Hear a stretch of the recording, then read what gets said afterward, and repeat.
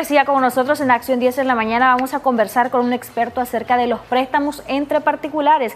Hay mucha gente ahora en nuestro país que tiene necesidad de dinero y acuden a prestarle a personas que se dedican a esto, pero realmente hay el elemento jurídico en nuestro país para que se puedan regular los intereses de quienes prestan esos préstamos entre particulares, que a veces se sale de las manos, se sale de control y terminan siendo enemigos o incluso terminan en la vía judicial. Vamos a hablar con el experto Juan Carlos López. Gracias por acompañarnos, Juan Carlos, en este segmento de hoy martes, Asesoría Jurídica. Es bien común esto, los préstamos entre particulares en nuestro país, y a veces ni siquiera se suscribe documentación, pero en realidad aquí el malo del cuento a veces resulta ser el prestamista, o así lo ven por el tema de los intereses altos.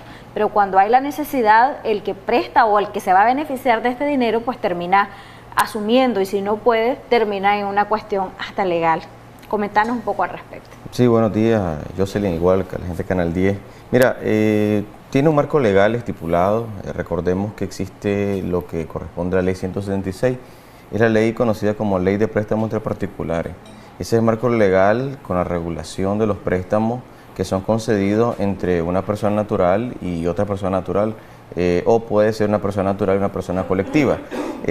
Quiero empezar con la parte inicial. Mira, la ley de préstamos particulares te establece que para que vos tengas las posibilidades, la tutela que el Estado te da o la ley te otorga, debes de constituirte como prestamista particular.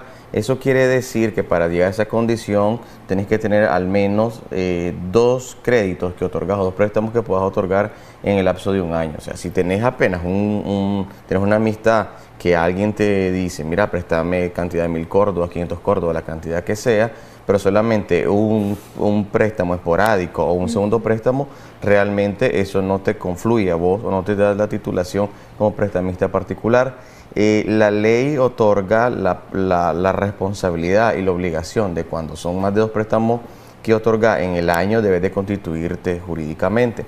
¿Y cómo se constituye? De manera muy sencilla, el prestamista particular debe obtener un número RUC, debe de obtener lo que es una constitución para inscribirse en el registro mercantil, y ante eso poder figurar y poder obviamente tener la parte de poder cobrar los intereses que jurídicamente la ley contempla. Normalmente las personas se quejan o establecen de que los intereses corrientes o moratorios son altos.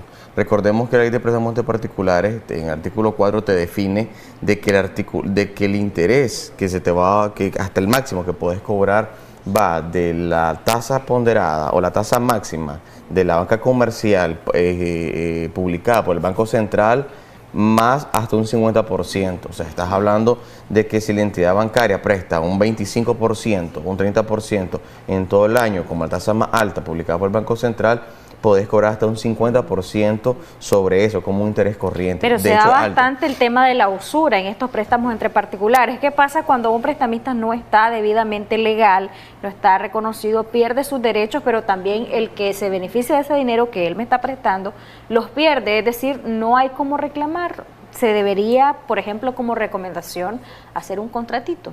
Mira, la ley sí contempla lo que en algunos de los casos hay escritores de por medio, hay garantía de que deben de haber contratos que inclusive pueden caber nulidad cualquiera de las 2 partes, pues, ya sea el acreedor o el deudor.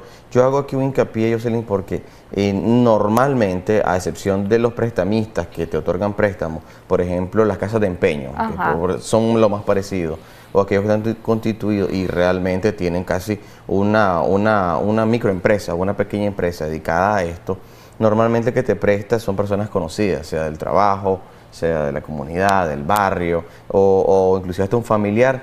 Entonces es muy difícil, que sí lo puedes hacer, si el interés que te están cobrando es mayor que lo pactado o lo que establece la ley, realmente acá es de usura, o sea, obviamente es un delito. Y también la ley lo contempla, aparte de que la ley 641 del Código Penal te define estrictamente qué es el delito de usura. Lo que quiero llegar es que normalmente las personas o los usuarios de los créditos, o sea, el deudor, por así decirlo, no llega a un punto de denunciarte que hay usura, porque realmente hay una amistad, hay una familiaridad. Entonces es más tedioso, más penoso llegar a la policía o llegar a un juzgado penal y decir, mira, aquí hay delito, que sí puede haber, porque recordad que hay casos donde eso se da normalmente en zonas francas. De repente alguien mantiene una cantidad económica de dinero y les presta a varios trabajadores que normalmente están en una situación constante vulnerable, ¿no? Con respecto a los pagos, adelanto de salario, etcétera. Entonces lo que hacen ellos es prestarle casi el 20% mensual. Y el 20% mensual posiblemente está sobre los montos que establece el marco legal. Recordad de que las tasas son anuales y cuando pactas al 20% mensual, si es un crédito y que no lo pudiste pagar en el primer mes o en el segundo mes y tuviste atraso, ya no va a ser 20%, va a ser posiblemente un 60%. ¿Cómo denunciamos este problema, este delito de usura? O cómo también el prestamista en algunos casos que se ve totalmente afectado, que de plano no le pagan y no está cometiendo el delito de usura, ¿cómo puede hacer para presionar a esa parte que no le está pagando y que realmente pueda honrar esa deuda? Les recordamos a nuestros amigos televidentes que pueden marcarnos al 2222-7808, vamos a poner el número en pantalla para que cualquier consulta usted pueda hacerla con nuestro experto y de esa manera poder ayudarle, porque esto es bastante común entre los nicaragüenses, incluso entre el vecino, los familiares, ya lo manifestaba. Mira, cuando existe hay que diferenciar porque a veces cree la gente que delito también de usura cometen a veces las entidades de microfinanzas, porque lo hemos hablado anteriormente, y realmente tienen otro marco legal, tienen otra oportunidad también para poder estipular los intereses, primeramente. Segundo, cuando existen estas anomalías, como lo plantea, las personas pueden incurrir mediante una denuncia, llevar al caso ante la Policía Nacional, Dirección Económica, delitos económicos. Solamente quería comentarle, para ambos y por buena sanidad de los préstamos, debe existir un contrato. Los contratos realmente, legítimamente, te dan la oportunidad de poder. Creo que tenemos una llamadita. Sí, tenemos llamada. Buenos días, le escuchamos. Aló. Aló, buenos días. Su consulta, bienvenida. Aló, yo soy una mujer que yo presto en el mercado. Yo tengo 20 años de ser prestamista prácticamente. Yo presto al 10%. Hay gente que yo les tengo contrato, tengo papeles. ¿Y qué me dicen ellos? Llámeme a donde quiera. Si yo no tengo nada que pagar. Esa es la respuesta que la gente da. Y yo he llegado a Irak, ahí está, ahí por Bolonia. Pues. A la de Irak, sí. Exacto, ahí he llegado y la gente llega, le dan cita y la gente no llega, no se aparecen. ¿Cómo puedo hacer yo con él? Tengo casa, tengo escrituras de casa, tengo papeles firmados con abogados, con la gente de las cantidades de dinero que me den y presto al 10 y cuando son cantidades les presto al 7, al 5%. Bueno, regálenos sus datos a lo interno y ya Juan Carlos de manera general le va a decir qué procede en casos como este, Juan Carlos. Sí, como decía, el contrato, lo que pasa es que a veces hay garantías, pero no se está estipulado un contrato. Pero aún así hay títulos que realmente se pueden, aunque sean privados, se pueden ejecutar. No sé los montos, las cantidades, pues para tal vez concluir la entrevista, hay posiblemente dos procesos. Uno que se llama proceso monitorio, que realmente no es tan dilatado, valga decirlo, que lo puede hacer con cantidades menos de 50.000 cordos. Si la gente le debe ¿Pero está dónde se hace, Juan Carlos? ¿Por qué fue la de Irak? Todo, es que acordemos que la de Irak... ¿Es por la vía civil o por la vía penal? Todo es por la vía civil. Si ella le deben, estrictamente, ella tiene que recuperar económicamente por la vía civil. Posiblemente ella lo está haciendo de manera adecuada. Lo que pasa es que la Irak solamente es un proceso donde ambas partes pueden llegar a una conciliación. Ella deberá de continuar con su demanda y llevarlo, obviamente, a los juzgados, pues como tal. Eso es la alternativa legal y si hay garantías, estipularse las garantías, obviamente pues no están prendadas en otro lado. ¿Cabe el embargo aquí si no hay prenda en otra entidad, con otra persona? Si posiblemente está trabajando esa persona, puede llegar hasta un embargo salarial y que ella lo demuestre. ¿Embargo de bienes en garantía? Si no está estipulado en el contrato, no, si no en el contrato, salvo que le haya dado la garantía. Por eso, como consejo, después de esto, pues nos podemos poner a la orden.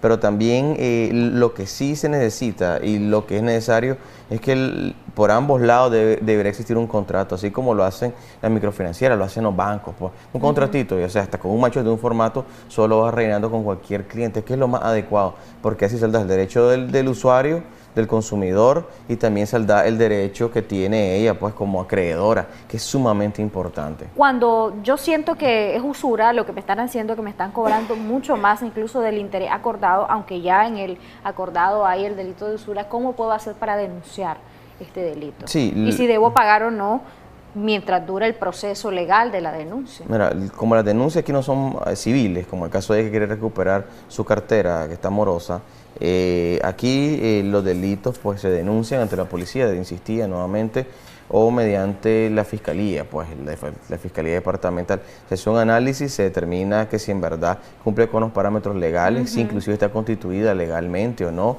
y ante eso pues hará un procedimiento. Recordemos que la mayoría de los delitos que son económicos, patrimoniales, cabe una mediación inclusive hasta dentro del espacio de la policía. Si no está constituido legalmente ese prestamista, es decir, no procede la denuncia. Sí procede, sí procede, de igual manera procede. Lo que pasa es que en materia de la percepción civil o en derecho mercantil debería estar registrado, porque eso es lo que la ley te establece, pues, para que no hayan especulaciones de comisión, inclusive de comisiones de delitos, pues. Entonces, solamente recordar de que la que puede cobrar máximo, establece el marco legal, es hasta un 50% de la tasa más alta comercial de los bancos que establece el Banco Central, y cuando hay intereses moratorios, hasta un 25% sobre el saldo, pues, como está establecido. Cuando hablas de 50% de lo que normalmente establece la banca comercial, ¿es 50% más? 50% más, así es. Si ya excede ese 50%, ya pues, estamos hablando del delito de usura. De usura, sí.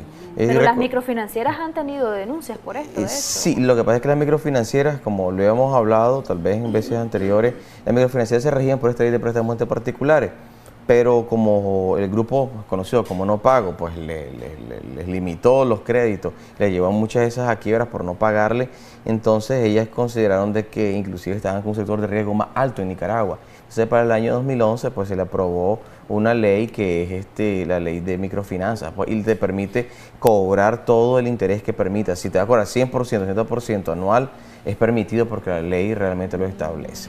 Lo que sí no es permitido es que estén recapitalizando los intereses. Eso sí no es permitido y eso sí se considera delito. Eso sí es delito. De la misma manera de los préstamos entre particulares. De particular, aunque en este caso, si es una microfinanciera, se deberá poner la queja primeramente a CONAMI, pues para votar el procedimiento administrativo. Gracias, Juan Carlos, por habernos acompañado. En pantalla los números de teléfono, vamos a ubicarlos, por favor, de Juan Carlos López, para que nuestros amigos televidentes puedan llamarle, y sobre todo también los que nos llamaron a lo interno y dejaron sus datos, puedan llamarle y agendar una cita con él para que Juan Carlos les pueda orientar mejor en este tema. Michelle Polanco, tenés una grata información para todos.